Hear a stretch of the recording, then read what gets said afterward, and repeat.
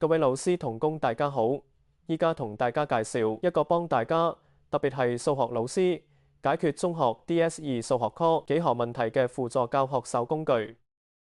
大家可以打開呢個網站，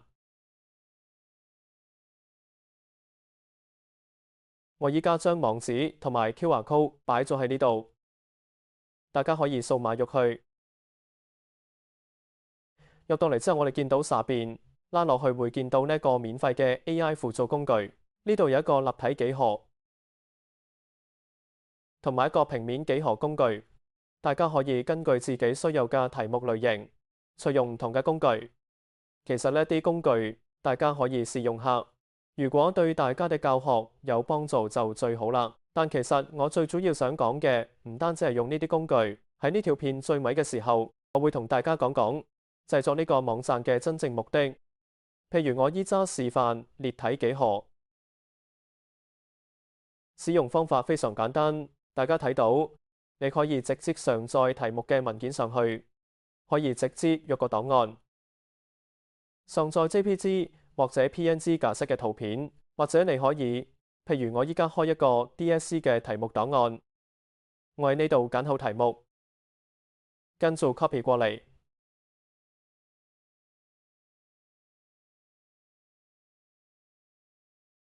跟住喺呢度，我點擊 paste 貼上去。貼好之後，好簡單，點擊解題就得㗎啦。大家睇到下邊，系統正喺度識別同埋開始生成解題步驟同答案。大家稍等一陣，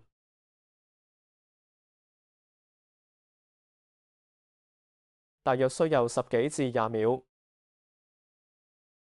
好，出嚟啦，就睇到佢識別出嚟嘅題目同埋步驟。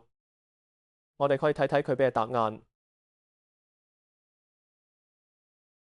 喺呢度最底呢度位，高係48，體積係3087，底邊係21。我哋對一對答案，冇錯，高係48，體積3087，底邊21，呢啲都完全冇問題，非常準確。對於呢啲問題嘅準確度相當之高。除咗睇解題步驟同答案之外，因應香港同學數學抽象思維有時比較差嘅問題，老師更加可以用 3D 功能對應呢個幾何問題，生成一個可以自由轉動操作嘅 3D 模型，方便學生理解。可以點擊呢個按鈕，因為呢個功能比較複雜，大家一齊用嘅話會比較慢，所以目前唔係實時生成。如果有需要嘅話，大家可以先填寫自己嘅電子郵箱，點擊確認之後，系統就會將題目同你嘅電郵發送俾後台。後台處理好之後，會自動將包含課件嘅 HTML 雲檔 email 寄俾大家。至於出嚟嘅效果係點，大家可以點擊示例喐去睇睇。大家可以睇到大概就係咁嘅畫面，就係一個 AI 生成嘅 3D 互動式嘅教學課件。屏幕左面有題目、解題步驟，右側有一個 3D 幾何模型，模型可以任意放大或者縮細。老師講解每一步解題嘅時候，可以結合呢個 3D 模型去講。點擊下一步就會重點顯示呢條線，就係點擊下一步就會顯示呢個面或者坐標軸，就係咁樣一步步幫你完成成個教學。呢個方法會直觀好多，可以令學生對解題步驟有更深刻、更直接嘅印象。如果大家課堂需要用，可以將呢個 HTML 檔案copy 落你嘅課室電子白板上面，或者任何操作系統嘅平板或電腦都得，都完全冇問題。本地使用瀏覽器直接開就地，唔需要聯網。以上就係呢個工具嘅介紹。除咗立體幾何之外，呢度平面幾何一樣可以做到，視乎你嘅題目而定，或者有啲係平面幾何嘅題目一樣可以變聲。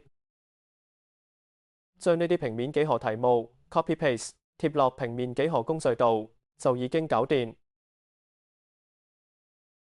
講到呢度，其實除咗分享呢啲工具嘅使用之外，我最主要想講嘅就係呢啲我整出嚟擺上網站免費俾大家用嘅工具，其實大家自己都可以整得到，大家千祈唔好覺得好難。其實呢啲工具大家可以自己親手整出嚟，仲可以自己整埋網站放上去，而且係完全唔需要任何編程同寫 code 嘅知識。唔使學寫程式，文科老師都做得到，因為有依家嘅 AI 大模型技術資源。我之後會繼續派片同大家一齊分享。如果大家有興趣，歡迎聯絡我。希望今次分享幫到大家。最後，大家可以關注我呢個網站，張博士 AI 教育課堂。唔該晒大家，拜拜。